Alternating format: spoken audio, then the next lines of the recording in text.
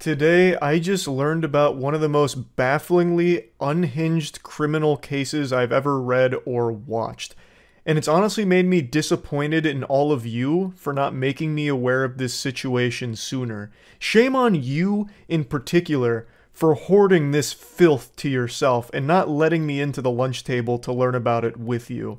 I'm talking about the wild case of Nicholas Alaverdian, otherwise known as Nicholas Rossi, aka Arthur Knight. This man's got more names than a phone book. He goes by many different gamer tags. I wouldn't be surprised if more aliases come to light and there's shit like Dark Ruler 52XX or something.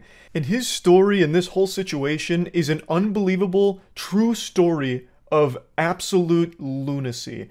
Dateline recently ran a piece on the Nicholas Alaverdian situation, trying to untangle all of the wild web of mysteries that have been woven here. It is just vile, evil shit. Nicholas is a degenerate worm of a person, but he's also a goofball goober who came up with the dumbest idea ever when he was confronted with the reality of his crimes that he is accused of committing.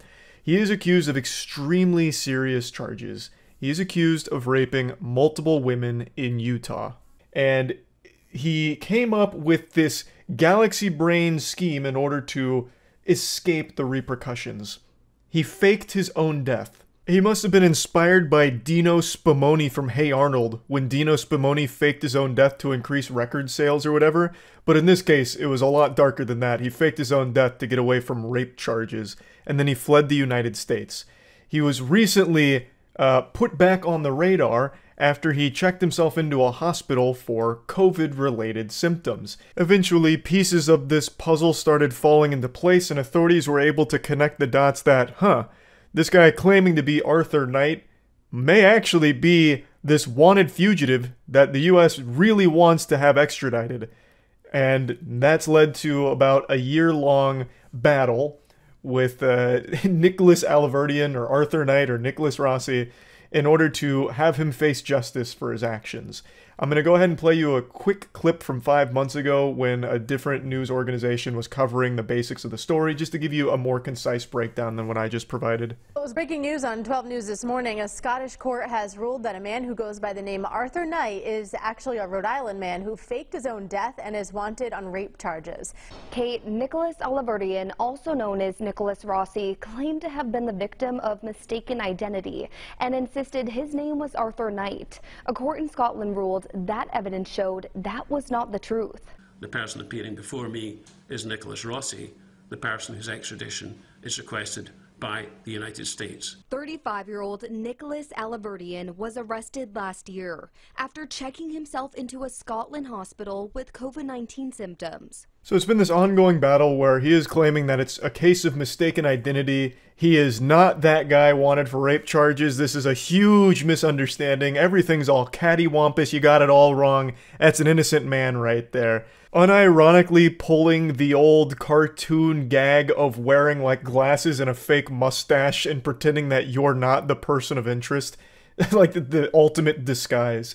In July, Knight was arrested again, and prosecutors matched his fingerprints to Alaverdian's. Friday, prosecutors of the Scottish court revealed they were able to tell he was Alaverdian after matching the tattoos on his arm. I am ultimately satisfied on the balance of probabilities.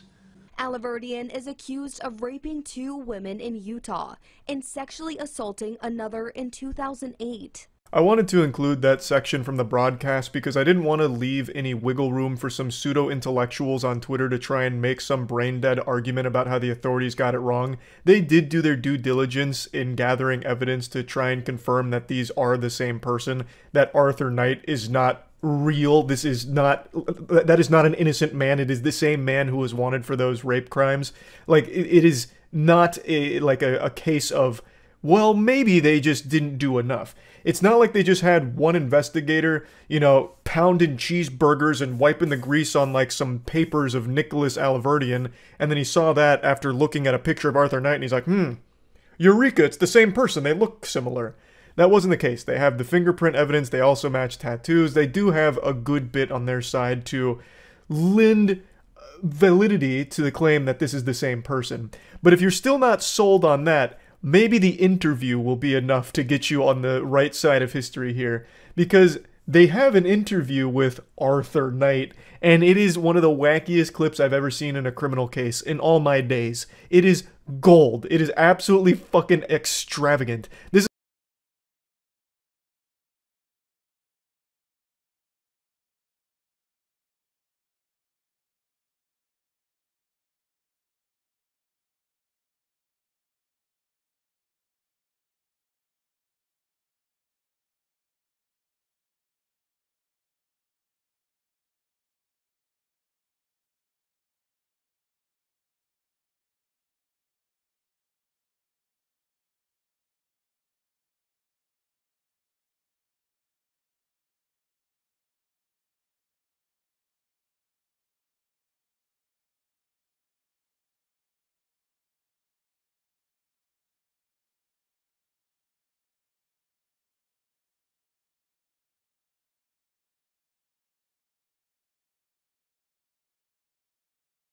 If this man isn't up for an Oscar this year, then the entire industry is dead and corrupt. Absolute unreal. That is a passionate performance. He is literally performing for his life right now. Like, this is high stakes. This clip is how I found the story, by the way. I thought what I was watching is James Corden's only entertaining piece of content ever. I thought it was James Corden playing a character. And I was like, wow, James Corden actually did a decent job. Like, this made me giggle a little bit. And I was like, holy shit, wait, this is real. Like, that whole segment where he's like, oh, you think it's fake that that I can't breathe and can't walk? Well, then what do you say to this? As he, like, miraculously rises. He's like, well, watch this. Whoa! This whole thing really feels like a sketch from Whitest Kids You Know. The whole interview is unintentional brilliance. Also, hats off to his supporting actress here. She also does an amazing job. So, like, when he's going to stand up, she's like, oh god, no, don't do it, you're gonna die! You're just gonna kill him! Like he's about to explode from standing up. She's like, no! As he, like, slowly begins his ascent out of the chair to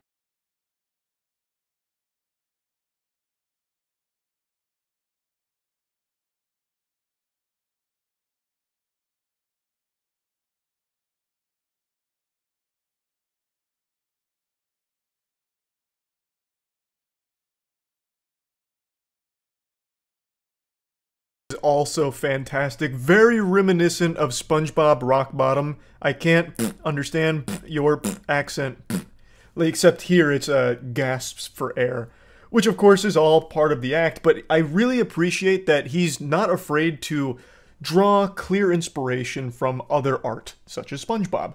So I appreciate that. Also, the wambulance pulls up and he starts trying to get some tears out. He's not doing a good job of selling the crying. So if I was to critique his performance here, I would say he needs to work on getting tears out because his eyes are very dry. He doesn't actually get any moisture in there. He doesn't get any of his tear ducts firing. So that falls a little flat with the fake tears, but imagine if he was able to pull that off. This would have been a true combo of acting expertise, and it would have been one of the finest performances we've ever seen.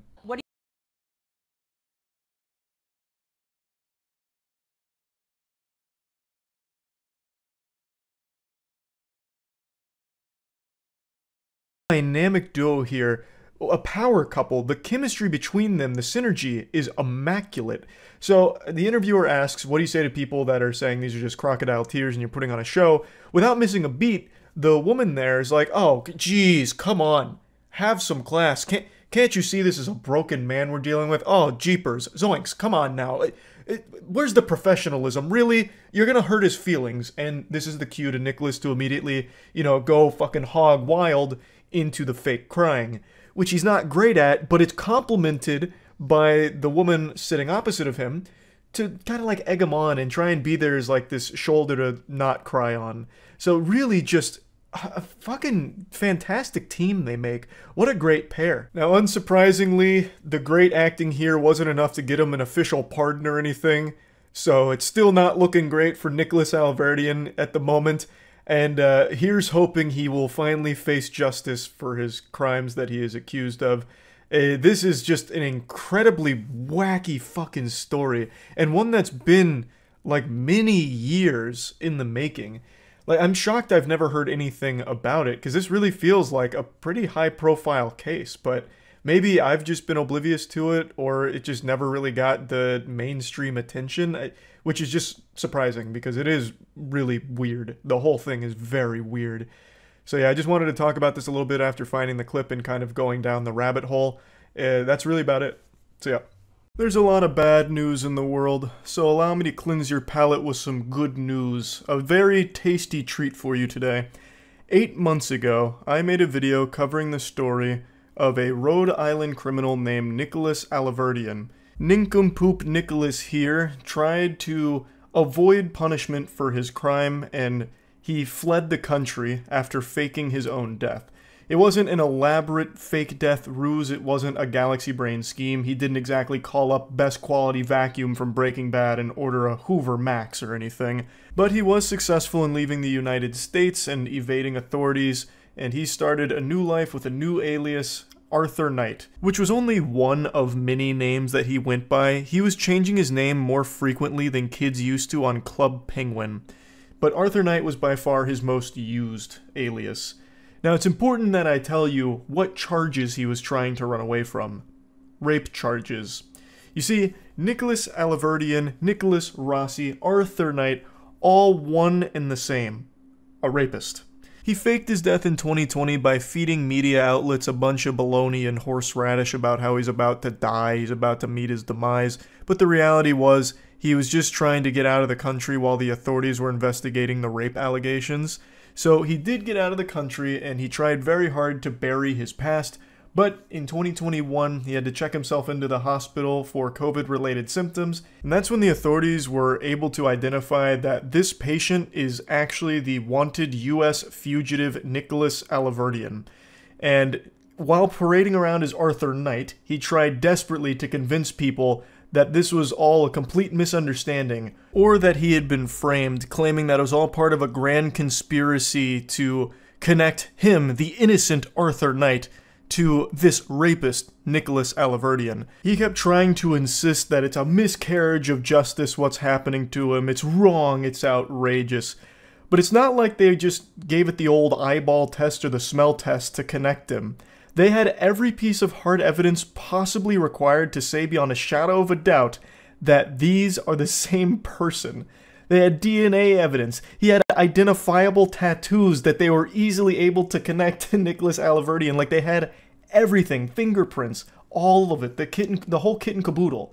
And the judge even said as much as well. In July, Knight was arrested again, and prosecutors matched his fingerprints to Alaverdian's. Friday, prosecutors of the Scottish court revealed they were able to tell he was Alaverdian after matching the tattoos on his arm. I am ultimately satisfied on the balance of probabilities. And even in the face of overwhelming evidence against him, he kept trying. Like the world's worst anime character refusing to give up, Nicholas Alaverdian kept desperately trying to convince even a single soul on this planet that it was all just a misunderstanding. He's Arthur Knight, damn it, not Nicholas. So he now has this infamous interview he did where he tried to prove it.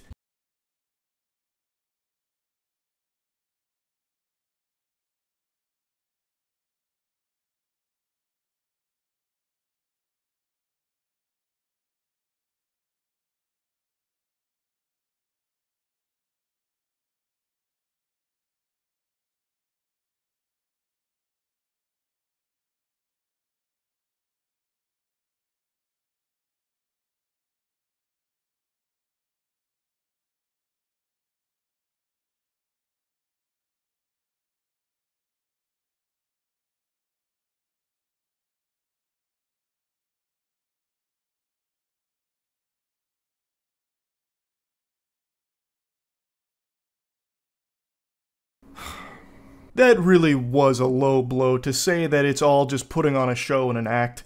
It's more than that. He's out here with a fucking performance that would make every thespian troupe in America jealous. This is Oscar-worthy material that we're working with here. To suggest that it's just a show or an act, it's disrespectful. honestly. This is one of the finest, most convincing pieces of anything I've ever seen in my fucking life. But as you might imagine, this didn't work super well. Nobody believed this. Actually, nobody on the fucking planet believed this. However, he does travel with his supporting actress here for this interview, where she sits next to him and she's like trying to calm him down, like, no, don't do that. Not that death-defying stunt where you stand up. Oh, you're gonna hurt yourself, dear. Please, no. No! Like panicking when he stands up and starts, you know, wacky inflatable tube manning his arms around, like he's getting hit with an earthquake or something. So he does have her traveling with him, I guess, to try and make it seem more credible, I guess. Clearly, it doesn't work. So anyway, what is the good news here? Well, the good news is Nicholas Alaverdian is being extradited to the U.S. He is finally going to face the punishment that he has eluded for so long now. U.S. fugitive accused of faking his death to avoid rape charges, extradited from Scotland. In case you don't know who this is, let me pull up his infamous interview where he tried to prove that he is not the rapist. So that little song and dance he tried to put on for the thespian troupe, it's coming from a very bad man. It's not exactly like, you know, some minor offense or anything that he's trying to weasel his way out of with that. The man known in the U.S. as Nicholas Rossi, whose legal name is Nicholas Alaverdian, is charged with sexually assaulting a former girlfriend in Utah in 2008. He also faces multiple complaints against him in Rhode Island for alleged domestic violence. Rossi was 36. Rossi, 36, was Utah bound on Friday and will stand trial in Utah County for felony rape charges. The man said he was framed by authorities who took his fingerprints while he was in a coma so they could connect him to Rossi.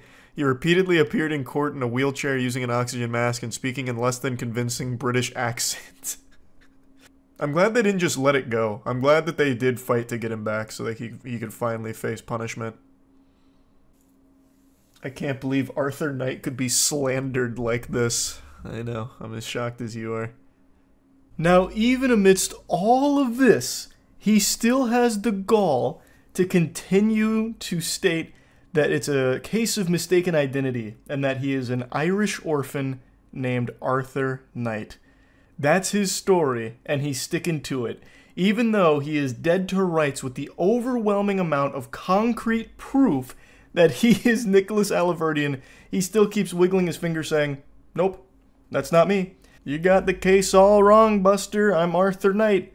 It is actually that scene out of SpongeBob with Man Ray and Patrick when he drops his wallet. I also just have to include this because it is so unbelievably outrageous. So again, he is sticking to a story that he is Arthur Knight. No ifs, ands, or buts about it. This is all just a big misunderstanding. A case of mistaken identity. And as I've stated, they have concrete proof that he is indeed Nicholas Alaverdian, one of them being his arm tattoos and fingerprints. So, Alaverdian, when confronted with this, talking about his distinctive arm tattoos and fingerprints that left no doubt about his real identity, he claimed that he testified that somebody inked those tattoos on his body while he was in a coma, hospitalized in Glasgow with COVID-19, and that a hospital staffer had taken his fingerprints and sent them to Utah. And as the article states, his testimony left the courtroom observers with mouths agape. It leaves my jaw on the floor too, that he would even try to say something like that. That is the most nonsensical story ever told. Let's just go ahead and play with that idea for a moment. Why would a hospital staffer take your fingerprints and send them to Utah, of all places? Again, he is not in the United States. Why would they send his fingerprints internationally to Utah to just frame a random guy? What kind of fucking conspiracy would that be? And then also, who the fuck would tattoo a man in a coma at a hospital just to connect him to the guy in Utah again, this Arthur Knight academic Irish orphan? Like, what is, like, I don't know why he thought anybody in the world would believe this. Not even the most delusional individual would hear this and think there is an iota of truth to it. Yet he continues to stick with that story. It's fucking wild. But again, he has been extradited to the US now, so he will finally be facing punishment that is long overdue. So that's good news, and I just had to give you the update to this. That's really about it. See ya. I've covered a lot of scams over the years, but this product might just take the cake for being the most diabolical. It's an automatic litter box that is killing cats. It kind of stops being a litter box and becomes like a pseudo-guillotine that executes some of the cats that use it. It is horrifying and heartbreaking. There's a YouTube channel called 1 Man 5 Cats that just posted an incredible breakdown going over how dangerous and deadly this device is. Those two adorable cats pictured there, Mochi and Charlie, are two of the who knows how many victims of this death trap.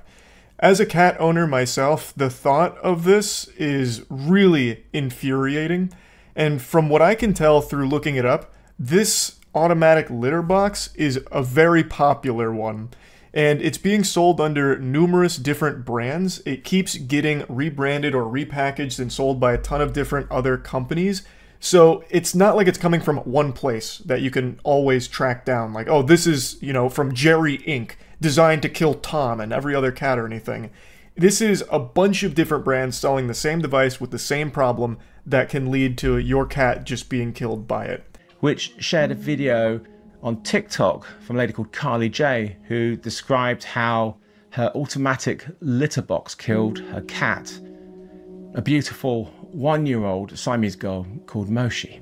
Yesterday morning, we woke up, me and my 2-year-old daughter, and I went to find my cat, and she was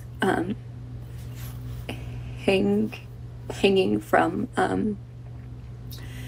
her litter box. It had closed on her neck and her body was hanging out, and there was red stuff all over, like everywhere.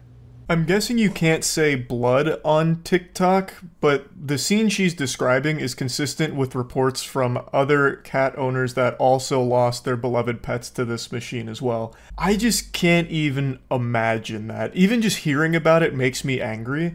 If I found that my cat Io had been killed by one of these, that would have me fully go John Wick. Like, I know I kind of look like a diet great value John Wick right now just by default, but that would have me fully go, like, unhinged with it. She didn't say what machine it was, but she did clarify in the follow-up video that it wasn't an actual litter robot, but something she had bought off of Amazon. She didn't name it in this video either, but she did in the comments. Her videos started to go viral, but then just a few days after they were uploaded, they were gone.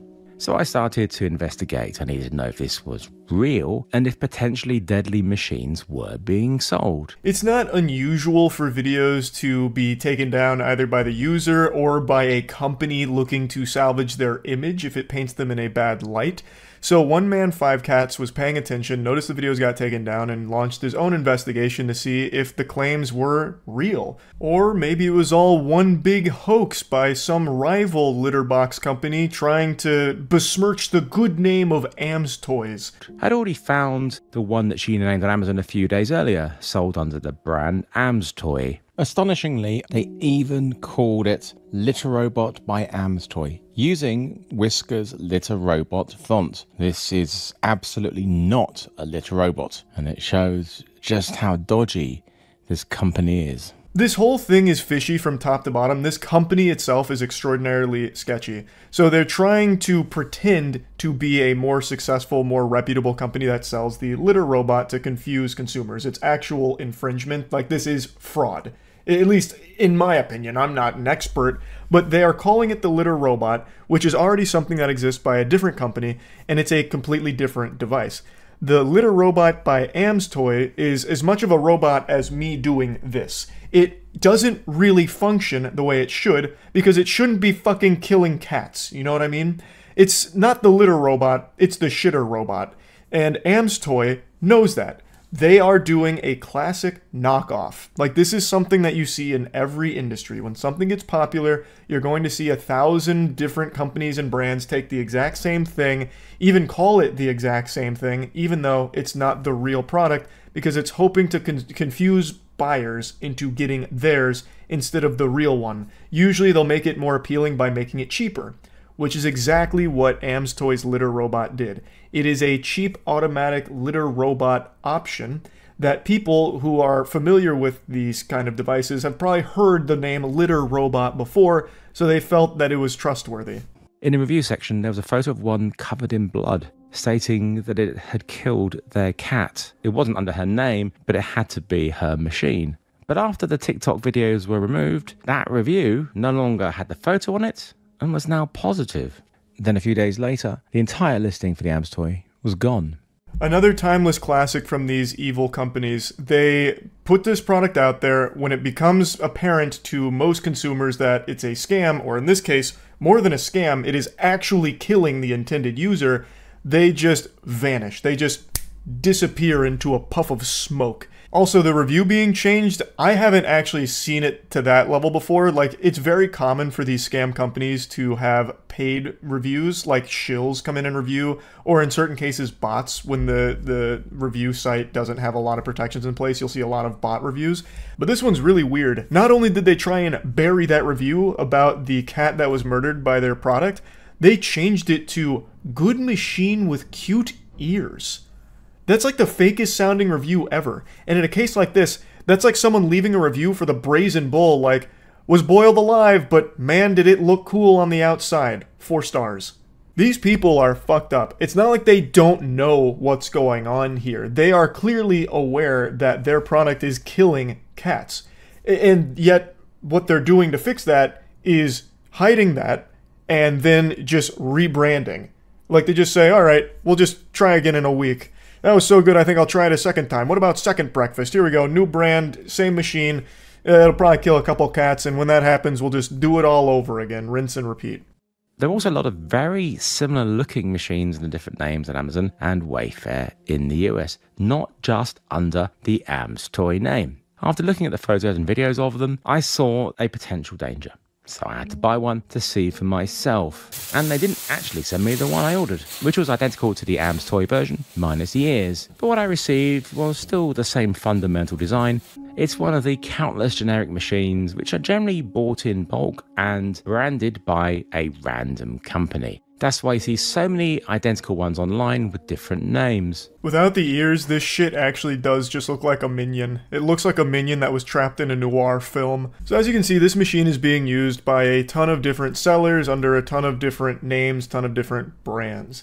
But it remains the same fundamentally terrible product that can kill a cat. I immediately started testing it straight out the box, as shipped, and had my fears confirmed.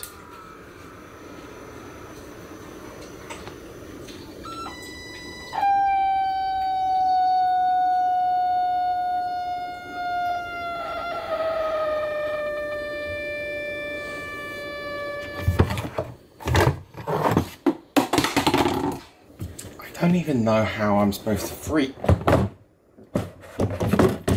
Yikes, that is horrible. Seeing the Garfield plushie get annihilated there like it was about to be turned into fucking lasagna paints a pretty clear picture of how these cats are being killed by it. So it is a single piece of plastic and only one opening that's mounted to the base, and it rotates upwards when it's doing its cleaning cycle.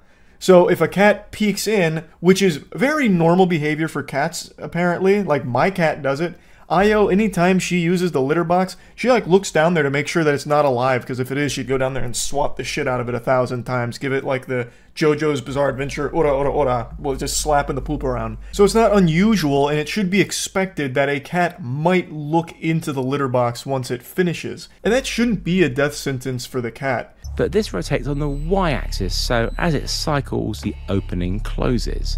Because that piece of plastic opening is attached to the base and not split in two, if a cat gets caught in it, then there's no escape. There's the weight sensors, an infrared sensor on the front entrance that will pause the machine if a cat gets close to it or enters it. The third safety measure is the pinch detector. Now, this has sensors, but clearly they don't work very well. The sensors are supposed to be in place to prevent this kind of thing from happening, where if there's still a cat like around while it's doing the cleaning cycle, it should abort that mission. Like, it shouldn't continue the cleaning cycle because it could be dangerous to the cat. Here I'm pressing down, putting my weight on it and covering the infrared sensor. Both indeed pause the cycling briefly. It should not resume like this. If a cat put its paws on the front and peered in, it should wait until those triggered sensors were cleared. Instead, it just pauses briefly and resumes, which is making both sensors redundant. Now the pinch detector should be getting a sense of resistance from here and reversing, but it doesn't. It carries on.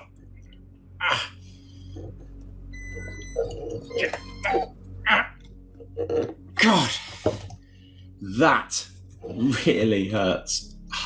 Dude almost just sacrificed his hand to the Am's Toy Bloodlord here. So clearly, these sensors are not effective. Now they did roll out an update on the app to fix the sensors, which did actually fix them, but I still argue that that's just not good enough. It is a terrible product even with functioning sensors. It is still a dog shit design that is inherently dangerous for cats. There is no reason why it should be rotating upwards and have a fucking fixed base that it's rotating against. Because technology breaks. No matter how much you, fix something or roll out changes, there's always going to be malfunctions. And in the case of this putrid motherfucker, it's going to cost the cat its life.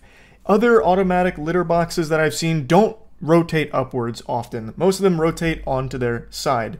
But the ones that do also don't rotate against a fixed base, they rotate against something that can pop off. So even if a cat somehow does find itself stuck on one of the other machines that's going upwards, because they're in two pieces, the top pops off and the cat is alive and it gets to live to see another day. Here, that is not the case. The inside rim of the plastic opening is actually quite sharp too, so that combined with the force and the 3 safety measures all failing to do their job made this machine incredibly dangerous.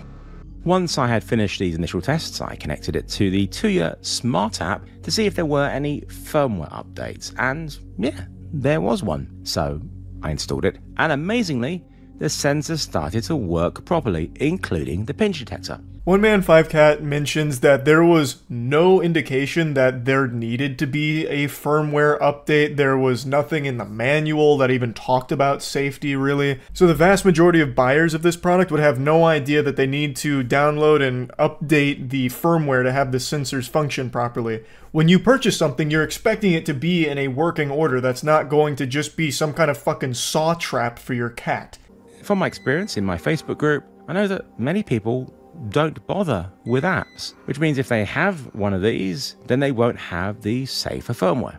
Are the sellers on Amazon, Wayfair and AliExpress contacting people who've bought them to tell them that they must update the firmware? Well, if this was a single machine sold by a well-known brand, I'm sure they would. But with all these different random companies, it's doubtful. I just really hope that they are. I am extremely confident that they're not. I would eat my fucking left shoe if it turns out any of these sellers bothered reaching any of the buyers to tell them to upgrade the firmware, to update it, otherwise their cat might die in it. I feel like most of the companies would be really weary of sending an email like that to the buyers because it might put them into legal hot water or something. They probably wouldn't even alert the buyers to those safety concerns in the first place, and they just sit there crossing their fingers hoping that their cat doesn't die because then it might be bad for their brand and they'll have to restart again under a different name, like they're doing countless times.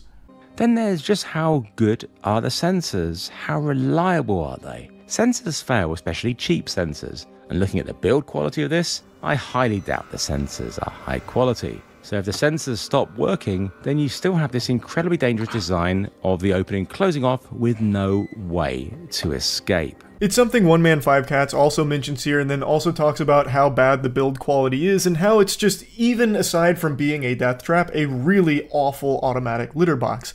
Now, he actually did get in contact with the initial poster of that TikTok video who lost her cat to one of these, and it's really interesting what we learn from her. AmSoy had given her financial settlement to delete the videos and the Amazon review. As part of the settlement, AmSoy would remove the machine from sale. Her husband was unable to delete the Amazon review, so he changed it to a positive one. So that solves the mystery of the deleted TikTok videos and the changed Amazon review. So they were financially compensated by this company that had led to the death of their cat to take down the videos and also get rid of the Amazon review. What a scummy organization. And apparently they had stopped the sale of that product. Bah humbug, I know they're not. They're just selling it under a different name now. No doubt in my mind. One Man 5 Cats goes on to say that he doesn't blame her for taking the settlement. He mentions he doesn't know how much it was, but she mentioned it wasn't a lot. The main reason she did it was to get the product to stop being sold on Amazon, but she just didn't know how widespread of an issue this is. This isn't just one company selling it. It's not just Amstoy. This is that product being sold by a ton of different other sellers, and I'm sure whoever's behind Amstoy is still selling it themselves, but under a different name. So ultimately, it didn't stop getting sold as a result of this, unfortunately.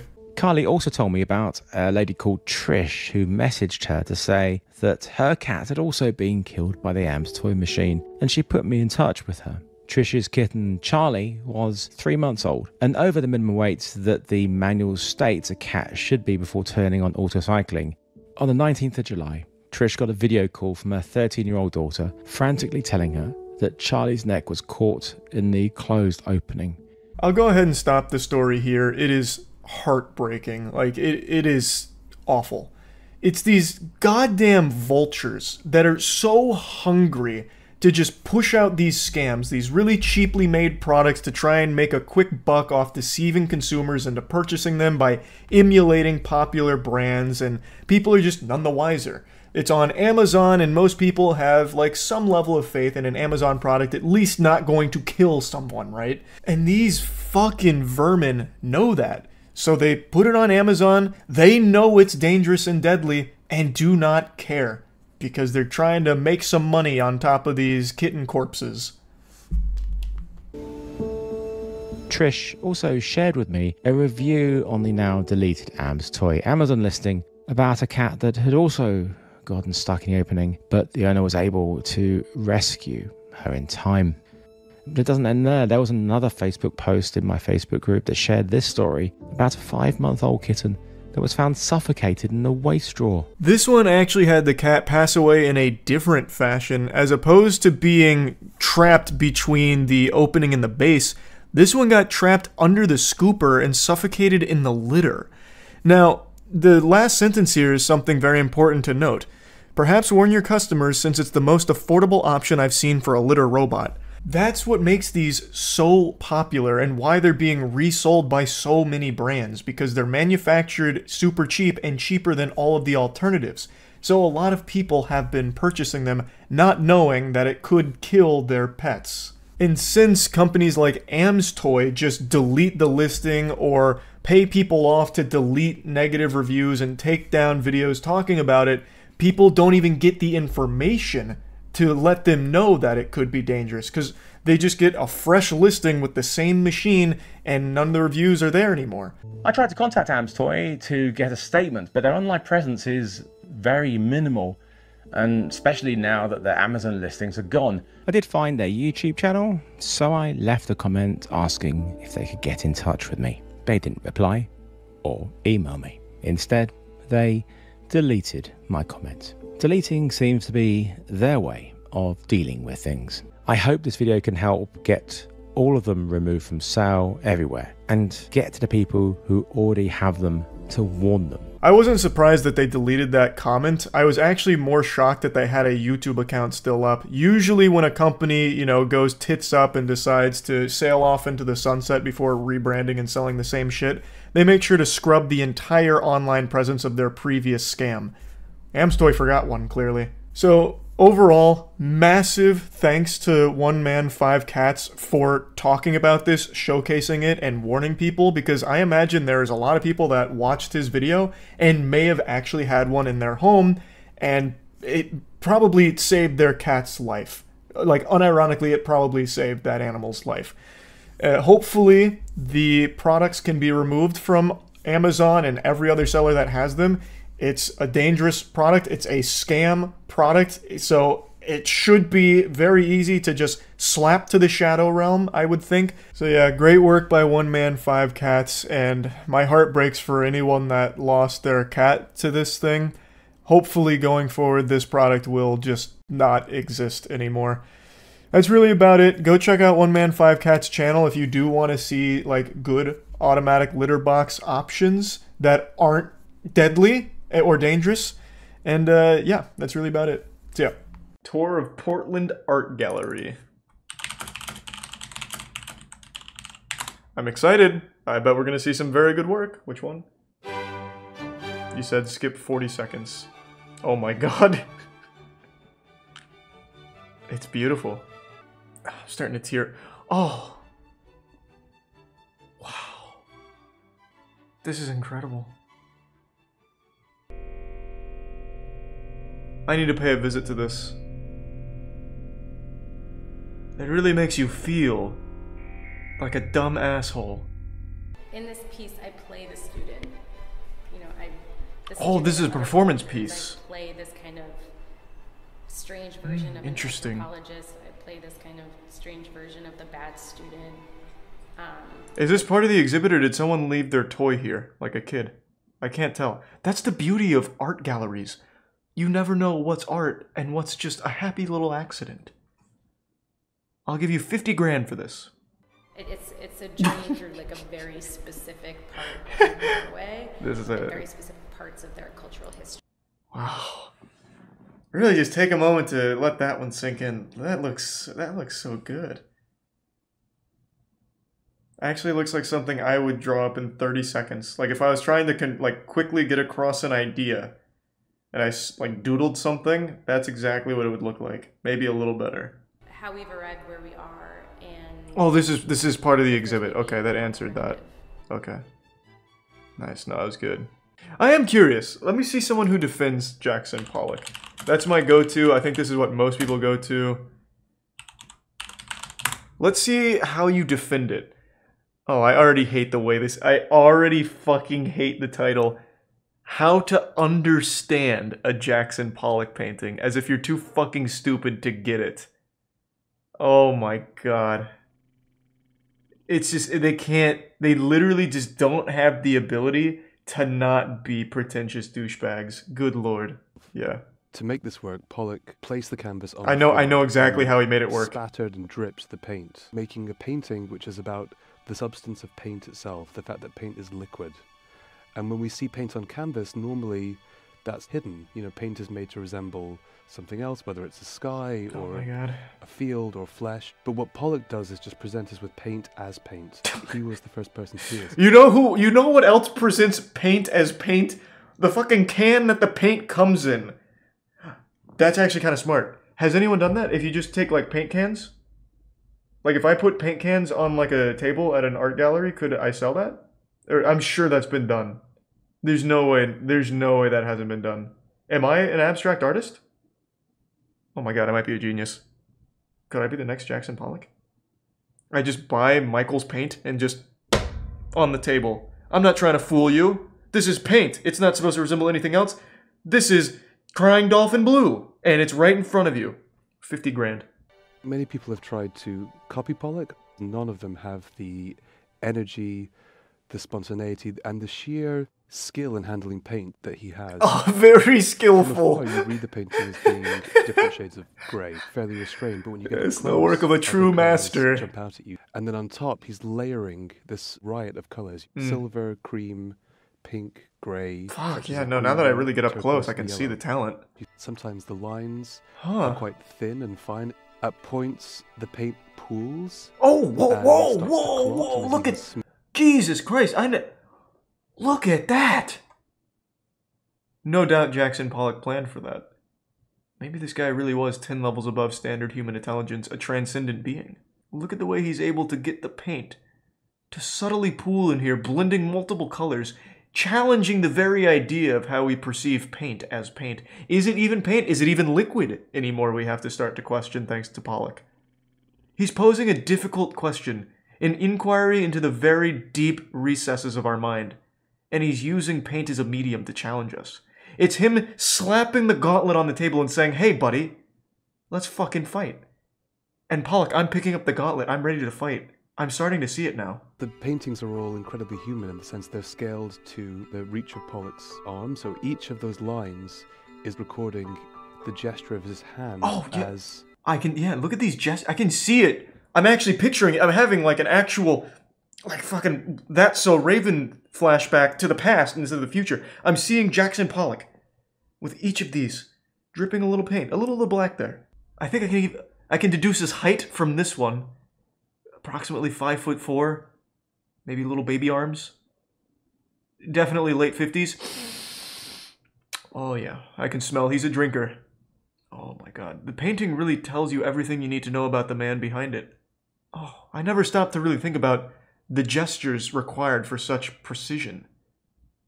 Like, it looks chaotic to the untrained layman's eye, the Philistines, but when you really take a step back, you can see the laborious nature of each and every splatter. Oh my god, it's finding beauty within the chaos. So in a sense, Pollock, the artist, is present here with you as you're looking at the painting. Yeah, I can I can feel the spirit of Jackson Pollock nodding as I appreciate his work. Of course, he wasn't allowed into heaven because he was too talented. He was a better painter than even God. God couldn't paint a masterpiece like this. So they turned him away at the gates of heaven, and hell couldn't accept him. So he's left in between worlds, in between dimensions, and he's just here with us now, as we appreciate his art 60 years later. In fact, I believe it's said in each of Jackson Pollock's work, a piece of his flesh is sewn into the canvas. His corpse travels with the pieces. He's going to live forever now. As a fucking joke. And thanks to the bits Arcfang. Jackson Pollock is Voldemort, and these are his Horcruxes. Yeah. This painting is incredibly honest. Pollock isn't trying to fool us in any way. I said However, that. Our brains Let's go! can't resist. I am Pollock! Now that it's been explained to me, now I truly do get it. Now I absolutely understand it. Who thought that art should be gestural, expressive, oh and my emotional. fucking god! Unconscious. Oh, there's so... Oh my god. Imagine, like... So this is the villain, right? So Jackson Pollock, he starts this movement where you can just literally drop a little paint on a canvas and sell it for millions, whatever. Do little scribbles. Imagine, like, you have this final raid boss of, like, actual dog shit. And then the hero is someone that just takes a blank canvas and dumps some white paint on it. Like, there are no winners. It's just two different evils. His arm, it's who he is as a person that's creating that canvas, that painting. As opposed to someone who paints using their body as well, but actually paints something. It is still them as a person creating that art. They make this weird distinction. They look for any and all fucking absolutely asinine explanations for why anyone should care about Jackson Pollock's process. Minimalist artists stripped art of the burden of being about something else. They presented art not as an imitation of reality, but as an object unto itself. Artist Frank Stella summed it up nicely when he said, "What you see is what you see." Like, whenever I think it can't get any fucking dumber, like we've reached the zenith of absolutely mind-boggling, pretentious douchebaggery, there's something like Frank fucking Stella. What you see is what you see. That is literally the meme of the floor is made of floor. And fucking dumbass Vox says that he sums it up nicely. Oh my god, he gets pats on the ass for saying nothing. One of my favorite things about modern art is the rage that it seems to provoke in some people. Cue videos of men freaking out. True, me. I'm not going to sit there, try to find a meaning. You can use Vox. You can use my reaction in your next shitty follow-up. I may not understand art, but I do understand the English language, and that's pretentious nonsense. When you're looking at simply a square of white paint, you have to do a lot more work, but sometimes there maybe is something more rewarding in the end. Another common reaction to modern... there is not. Like, even if I somehow put multiple fingers up my ass, sniffing them to get the fumes up there to really, like, delusion myself, like, hugely enough to find any kind of meaning in this, there's no reward in it for me. I don't get anything for it. There's literally nothing at the end of that tunnel. The only reward is to the artist that put no effort into it and sold it for a lot of money to people that have been brainwashed to make them believe that it's worth that price. Like, there's nothing for it. Obviously, money laundering is a huge thing, but there are, like, I think she's an art student or something. I don't remember what they said. She is convinced by the lies of money launderers that this is somehow worth any amount of money. So if looking at a white painting makes you feel angry, or excited, or soothed, those are all valid responses. But take a moment to think about why that was your response. I think they're conflating wrong things here. I don't think anyone's mad that Jackson Pollock trickled little dribblings of paint across a canvas, or someone submitted a canvas they bought from Michaels as art. They're mad about the price that it sells for and the people that defend it. It's never really the piece itself. Like we looked at Diana earlier, which was a potted plant that was store-bought and put on a shelf. And that was the art. I'm not mad about that. I think that's fucking great. I think that's a wonderful joke. But if I heard that sold for $100 grand, that would be upsetting to me. Like, they're not grasping that concept, I don't think. I don't think there's anything anyone could ever say or any explanation for any of this that would ever actually change my mind on the interpretation of empty canvas work and splatter paintings. I just don't think there's any way to. No matter how you break it down, it is all trash. Make sure to check out the other Vox video about what the formula is for selling $1 million work of art. In September of 2008, something unheard of happened in the art world. A British artist, Damien Hirst, took 200... fuck me. Oh, I hate this guy. I can't stand this guy. But I also like that he scams people. I'm so divided on this guy. He scams really rich assholes, and I think that's great. But I also just don't like him at all. Oh, fuck. 123 pieces of his new work to Sotheby's auction house and sold every single piece. I'll start the bidding here at £2,500,000. £2,500,000. It was a 2-day event, and the total sale was about $200 million. That's a lot of polka dots. Record, but in order to sell I think it sucks, Mercurius. That's the 433 of Silence, right? You need extremely high demand, and a ton of work goes into creating that. As Don Thompson describes in his book, the formula for art pricing goes something like this. The bigger the work, generally the more expensive it is. But the biggest variable is the reputation of the artist. Sometimes that's you're all world that matters. famous and Literally you're all not. that matters. What? Thanks to Resub Lunabat. I will pursue an art career under a pseudonym, and you'll never fucking know. You will never know. You're gonna question every goddamn shitty art piece, wondering, was that Charlie behind it? Our world still bears the scars that we suffered from the Willy Wonka experience. God rest the souls of all who lost their time and money at that event. It is by far the silliest scam event, and it became a massive worldwide phenomenon with people talking about it. It was like Fyre Fest, except for Willy Wonka fans. It was just such a beautiful tragedy that really grabbed the whole world by the tits. Even the victims of the scam couldn't help but recognize how fucking wacky it was. And since then, there's been a couple of other big scam events that have come out, but not to the level we're about to see here. I'd argue this is almost to the same silliness level as the Willy Wonka experience. It just happened recently with a fraudulent Bridgerton ball. So Bridgerton is a massive show, I'm sure you've all heard of it, and there was an event organizer who was putting on a big Bridgerton event, charging 300 clams to attend, promising to deliver a wet dream, an absolute fantasy of an event, but when you got there, it was a nightmare. Who say they're now out hundreds of dollars and have no regal experience to show for it.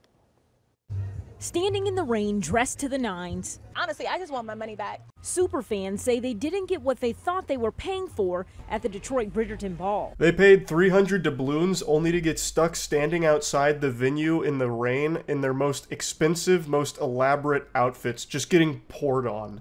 And if you did get inside, well, it wasn't exactly special. It was pretty barren and empty. It makes the surprise party my parents tried to throw for me in middle school look like the Met Gala. A Twitter user named Rachel gave us the scoop from the inside here about the Bridgerton Ball and what exactly it consisted of. So $300 price tag, and basically it was a lot of people sitting around on their phones because there was nothing to do. There was no ball. There was no anything. It was like the fucking void that Squidward goes to be all alone, except you're not alone, you're just surrounded by multiple hundreds of other people that also got scammed and paid to be there. There's also some hoopla before the event even took place because of a rescheduling that didn't make a lot of sense. So originally the event was supposed to happen in August, but then there was hoopla, they pushed it to September, and then there was even accusations that the reason that they had to push the date is because they weren't paying the previous venue, which is why they got, you know, kicked out of using the venue or something to that effect. But regardless, the event did happen 3 days ago, or lack thereof an event, really. Here's the decor of the Bridgerton Ball event. Stellar, absolutely jaw-dropping, breathtaking even. This is straight out of a wet dream. I mean, just look at how great it looks. So, as you can see, it wasn't exactly the best put-together venue. That looks like something you'd see set up at the state fair for photos, not a $300 Bridgerton Ball event. And I think the Twitter user really hit the nail on the head. I have a game theory here. I think the organizers got all of this money from all of these attendees, and they were just extremely happy. And then as it came closer to the date, they realized, oh, we can't just take their money. We're going to go to jail for that. That's illegal. We have to put on some kind of event. So they panicked and then went to Party City, grabbed this furniture, and just set it down haphazardly there. It really feels like this whole event was put on like the actual day before. And even less, perhaps. Like maybe a few hours before people got there, they had like a couple of friends and family scrambling to get like some chairs and, you know, hire someone to play the violin. Because one of the advertisements was like live music. Well, here's the live music. A single violin player, like probably playing the saddest song you've ever heard too. Like that must feel awful. You get hired for a gig and it turns out to be this. That's gotta feel like shit. So you just sit there forced to play for people that are miserable after having been scammed, after having been stood out in the rain for God knows how long, and you have to sit there as the only source of sound in the venue, aside from like tears from people who realized how much money they just wasted. But don't worry, the event wasn't without entertainment. The organizers hired a stripper for some reason. They hired one stripper for the Bridgerton Ball.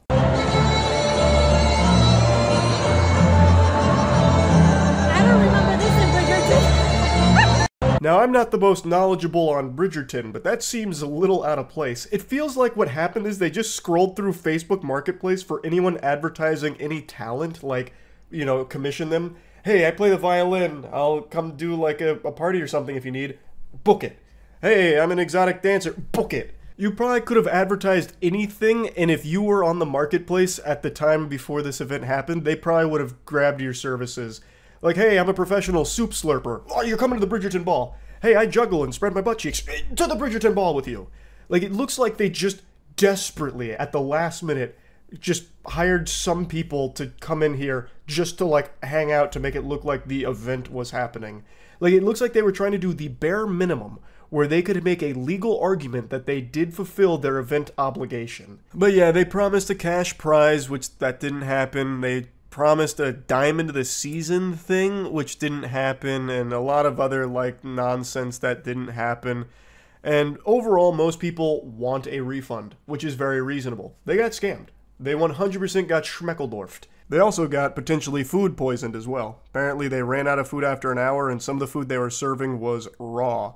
So there's a good chance that not only did you get scammed, your gut got fucking slammed. The way that it was described is that this was going to be a Bridgerton evening. We were going to have classical music, good dinner, and there was going to be a play, and they were going to pick Diamond of the Season. They were going to give away all of these prizes, and we went in, and it's completely empty in there. Hey, come on now. It wasn't completely empty in there. Didn't you see the pole dancing and the violin player? I bet they were probably just about to bring out Monopoly as well. And had no problem just taking people's money. The company behind the event, Uncle and Me LLC, has since disabled comments on their social media. They haven't put out any official statement, the event organizer I'm referring to.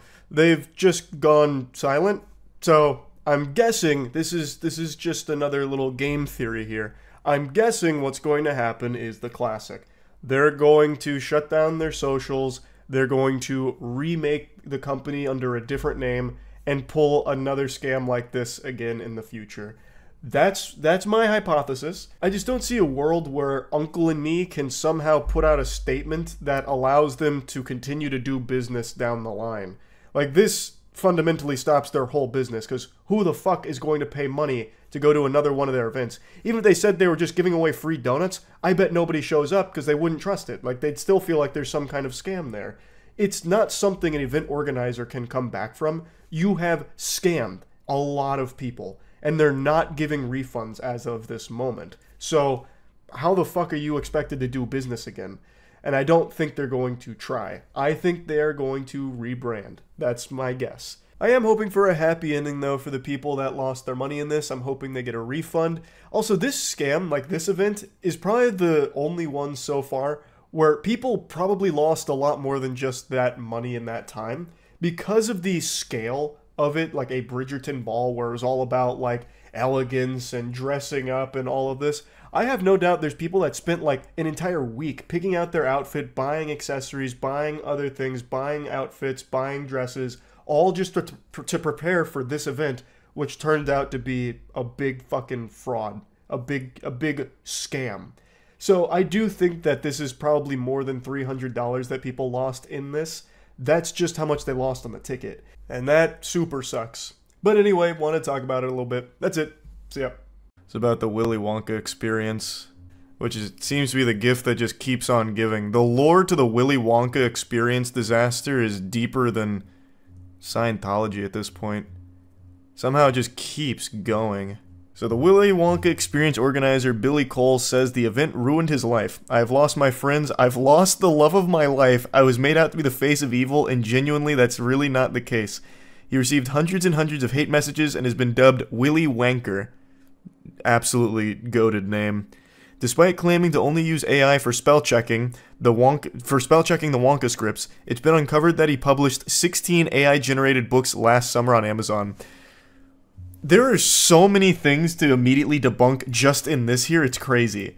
Such as the mind-bogglingly stupid claim that he only used AI for spell checking when one of the promotional pieces talked about serving up sweet teats as opposed to sweet treats. Like, it was all AI-generated art that he used to drum up the hype. And yet he's trying to claim with a straight face that he only used it for spell check. Hold on, let me pull this up in case you guys don't remember. But I need to find, like, the full breakdown of the OGs. So shit like that. And then this was in real life. All of these. Very clearly AI generated up there. He removed it from his original site, like the House of Illuminati, which is what he calls himself. So, like, this was on their website. This was, like, their main poster. And he's trying to claim that he only used AI for spell check when there is no spelling even close to accurate in this whole thing here. Enchurning entertainment, catgigating, live performances, Karchi tons, exarcerdary lollipops, a passadice of sweet teats. Man's out here offering fucking sweet teats. Trying to claim that he's not using AI for anything more than spell check. He should be smited where he stands. That man should never be able to hold an event ever again. Not even a birthday party for his own children. It should be a criminal act. Also, I'm pretty sure this is just a lie too. I've lost my friends. I've lost the love of my life. I was made out to be the face of all evil, and genuinely that's not really the case. You weren't made to be the face of... You weren't made to be like the face of evil. You were just made to be the face of a clown. Just someone to point and laugh at. And there's no way you lost the love of your life. You're telling me your wife left you? The wife saw this blunder and she's like, alright, I'm packing my bags. I'm out, Billy. This was the final straw. If you were his wife, you're telling me you'd stay? Yeah, what? Okay, let's assume I'm Billy Cole's significant other. And I actually loved him. I'd weather the storm together. I'd be like, listen, Billy, the fuck were you thinking? You'll get through this, though. Just do anything else. No one even knew what you looked like until you started singing your sad song on the world's smallest violin. You could have easily done anything else and no one would know it was you. Like, you would have been fine. I would have helped steer him in the right direction as opposed to be like, all right, I'm out of here, Billy. Though, respect to her, I guess. Whatever. God, this was so cringe. I can't be seen with you anymore, Billy. I'm gone. Yeah, Willy Wanker is a great name. Also, he could have easily leaned into this, by the way. The unknown was a phenomenon, so much so that there's even talk about an unknown movie, which was his AI generative Willy Wonka villain about the evil chocolate maker that lives in the walls to frighten kids on the Willy Wonka experience who's only defeated by tidiness. Like, he could have absolutely crushed it with that. This guy's such a fucking goober. He doesn't understand anything at all. Like, he had gold in the palm of his hands. He was behind one of the most talked about disasters since Fyre Festival, and he had the unknown right there in his fucking meaty little claws. And he let it slip away by singing this sad song about losing his wife. I'm assuming it means that whoever his significant other is left him. But also, there was a little bit more information about Billy here. So, apparently, this isn't even like the only scam he's run, which I knew. He'd run others in the past, but he did more than I thought. So a few years back, he also canceled a Santa event after collecting a bunch of toy donations. Like, that, I mean, that's about as low as it gets. Like, okay, scaring kids with the unknown and a really shitty warehouse Willy Wonka experience from Fiverr, whatever. But taking a bunch of toy donations for a toy drive for Christmas and then just running away with it like the Grinch, like, come on, you are the unknown. You think the unknown has a chance of showing up in the Pooniverse? I think so. They already have their lineup put out there. Let me pull it up. There's probably room. I love the name, the Pooniverse, as well. That's so fucking cute. Well, it's not cute, but, like, they cooked with it. They have the Twisted Childhood Universe, Bambi the Reckoning, Peter Pan's Neverland Nightmare, Pinocchio Unstrung, and then Winnie the Pooh Blood and Honey and Blood and Honey 2. That's the universe. And here's their promo art for it. I guarantee none of these movies will have above a $1 million budget, but they'll probably make at least 10 mil each. And they're all going to be just as bad as Blood and Honey. Billy Cole, one of the 3 trustees and co-founders of the organization, said initially we were putting on a Santa's Grotto for local children who are disadvantaged and vulnerable and sending out selection boxes, but we were worried and concerned about the Omicron virus, the no Crimbo virus as we call it. What? Who is this guy? The no Crimbo, huh?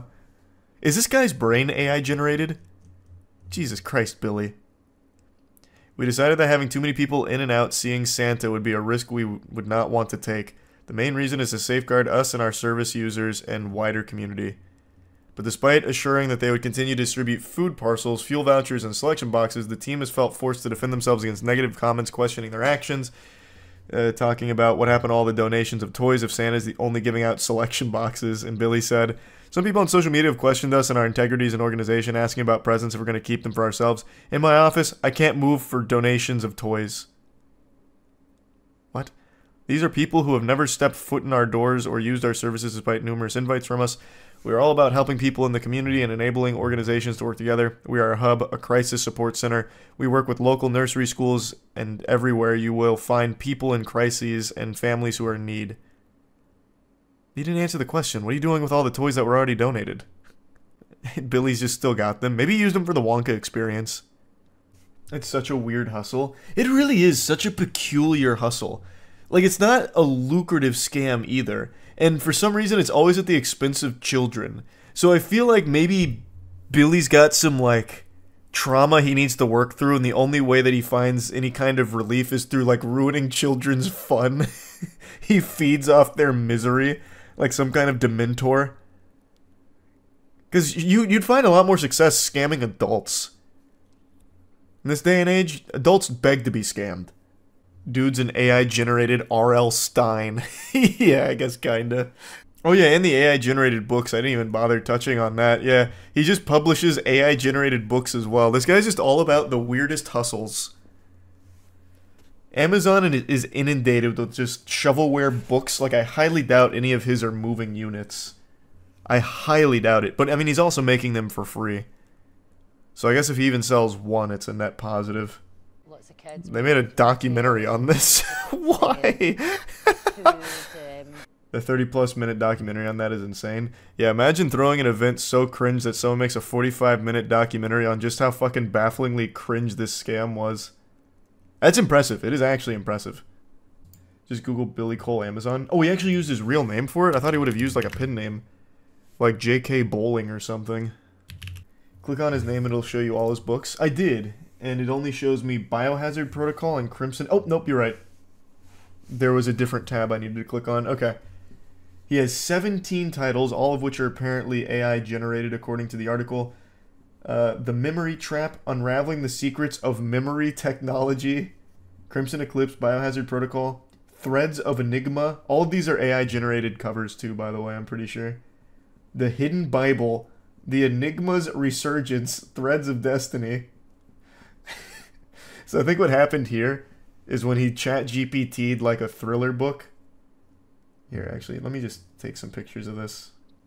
When he AI generated, like, hey, make me a thriller book, it spit out a couple different ones, and he just decided to use all of them as different books. So, he's got this series, The Threads of Enigma, and then The Enigma's Resurgence, Threads of Destiny. These two are remarkably similar.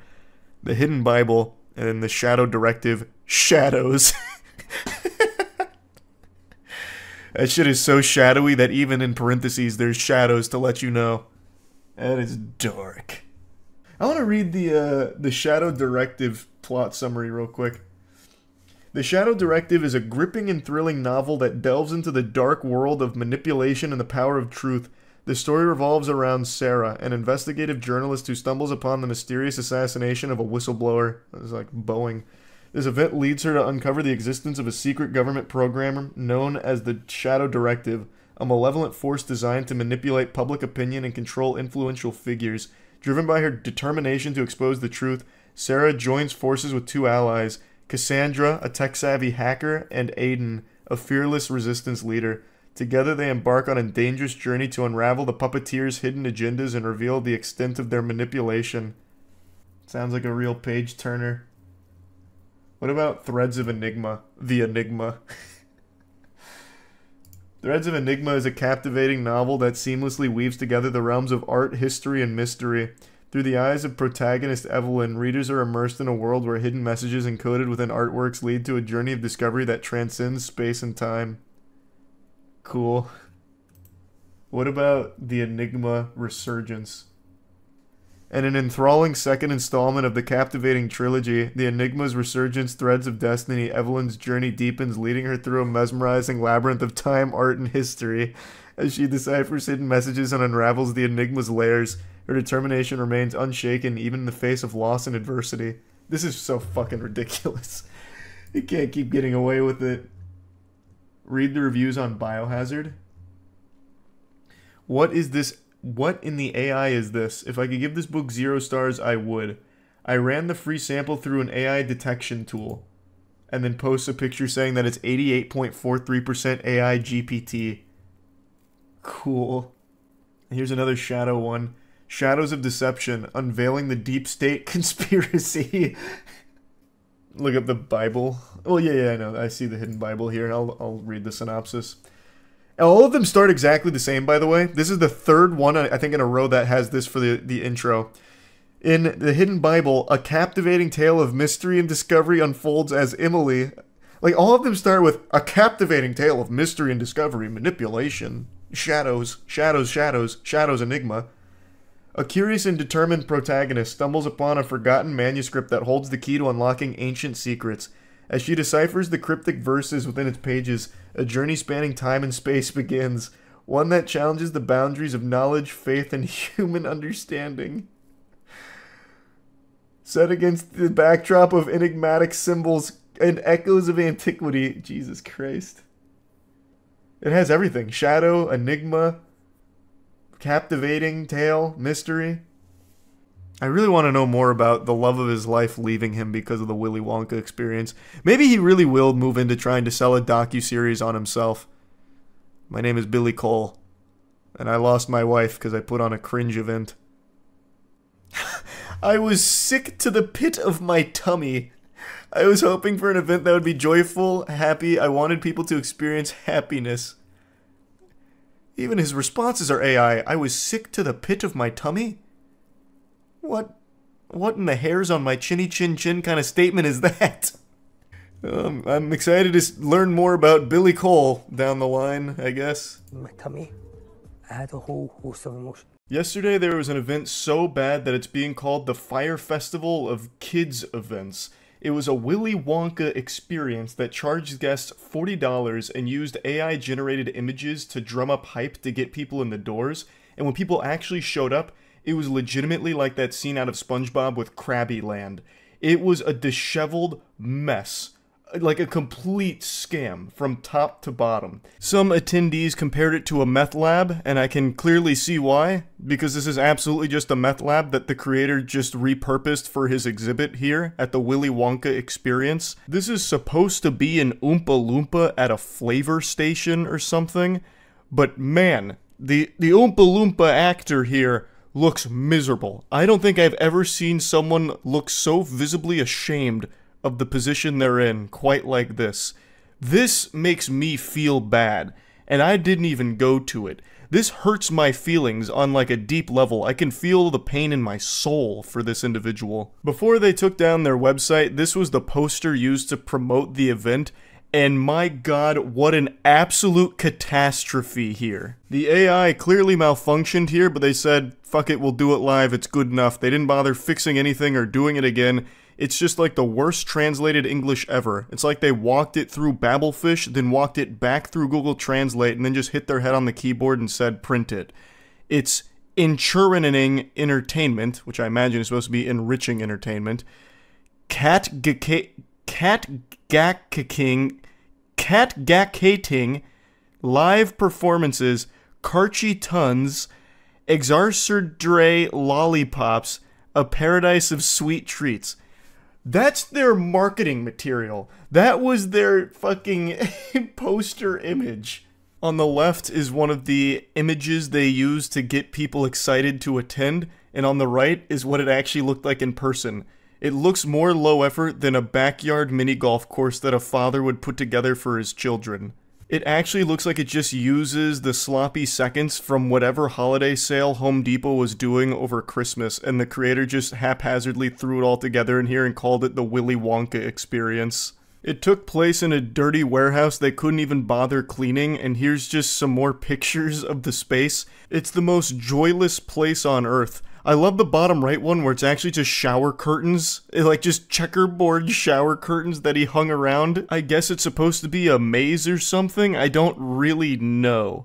This doesn't really scream chocolate factory. It screams Nike factory sweatshop, really. But I will say I do appreciate that they created their own original villain. This is the Unknown. What is that?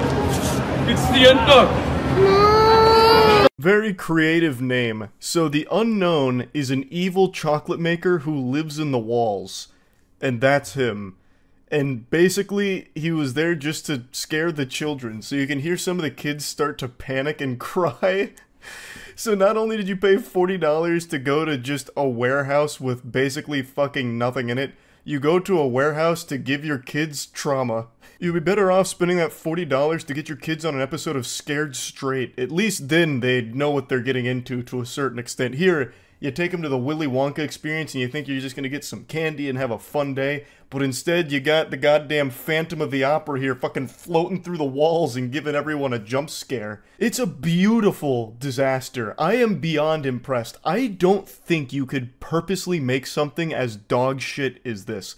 This is like the moonfall of events, where everything is wrong in the most impressive way. It's a masterpiece. And speaking of masterpiece, Godslap issue 5 is here, baby. This is the standard cover, and these are the 2 limited edition covers for Godslap. Issue 5 is out now. You can get it at badegg.co. I'll put a link to it in the description of this video. Issue 5 is the conclusion to our introduction arc for the Godslap world, so there's never been a better time to get into it than right now. The Godslap universe is the best in the comic book business, baby. I'll tell you that right now. We also have a bundle, so you can get issues 1 through 5 and get caught up in everything Godslap related right now.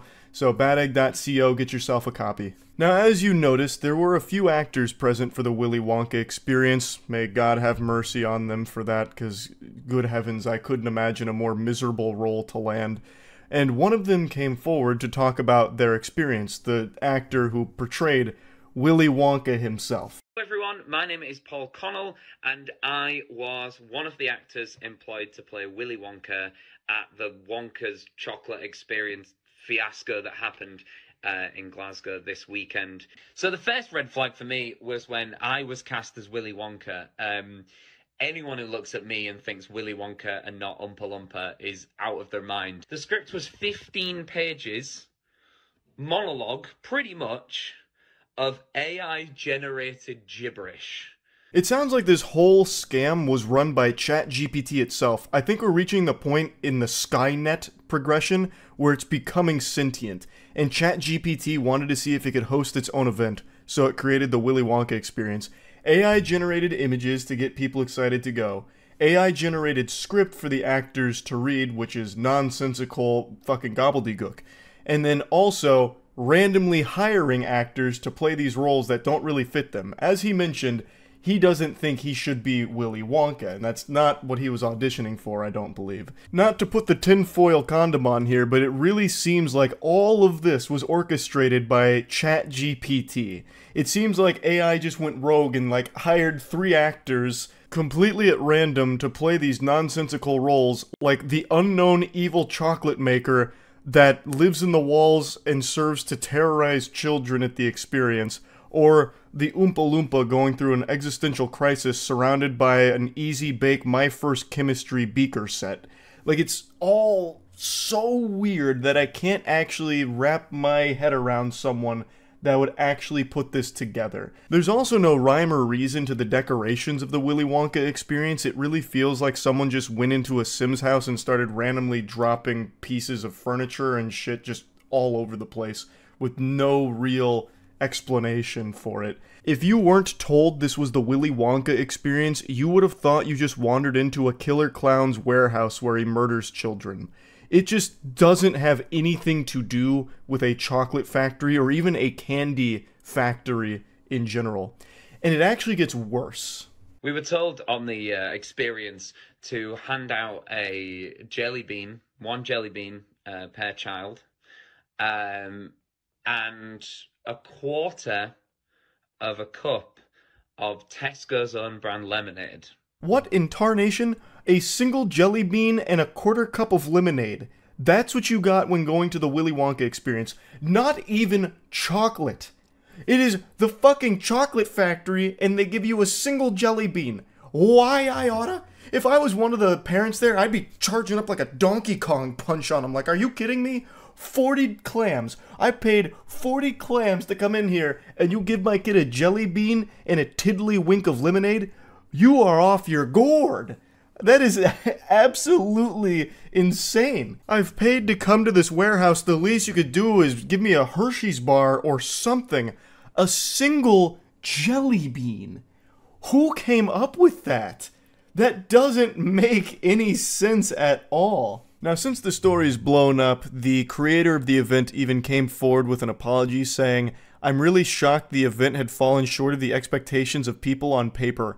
My vision of the artistic rendition of a well-known book didn't come to fruition. For that, I am absolutely, truly, and utterly sorry." There's no doubt in my mind he's getting high on his own supply here, huffing the fumes from the Oompa Loompas' dirty meth lab. What do you mean you are shocked? How could you possibly be shocked? You AI-generated fantasy images of a fucking chocolate factory experience that doesn't exist and would never exist. You put together basically the world's laziest, like, lawn decorations for a Christmas party and called it the Willy Wonka experience. Every single human being would be disappointed going to that, even if it was free. But you had the gall to charge $40 for it. You actually get more value and a better experience out of trick-or-treating on Halloween and going through a cool house sidewalk and getting candy from their bucket than you would paying $40 going to this experience. Because at least in Halloween trick-or-treating, you get a full candy bar. Here you get a jelly bean and a shot of lemonade. This is baffling. I would love to hear more from the creator here, just to pick their brain. Police were summoned to the scene as outraged ticket buyers lobbied for refunds. I imagine all of the guests felt scammed by the misleading marketing material and then going to this downright diabolical, creepy location. Organizer Billy Cole, the director of House of Illuminati, that's the name of his group, that's what he's calling this, the House of Illuminati. It couldn't get more nefarious sounding than that. So, the House of Illuminati is the one that put together the Willy Wonka experience. Billy Cole told STV News, "I'm really shocked that the event had fallen short of expectations of the people on paper." He closed down the display on Saturday after offering refunds to the 850 ticket buyers. 850 people bought tickets to this. That's not, small potatoes. That's quite a lot of attendees. My goodness. So I just had to talk about this a little bit because what an entertainingly awful, pathetic event that turned out to be. So yeah, I thought that was pretty fun and just wanted to share that. And since I mentioned this earlier in the video, I'd also like to share a goofy little trailer we made for Godslap to celebrate issue 5's release. So please enjoy this.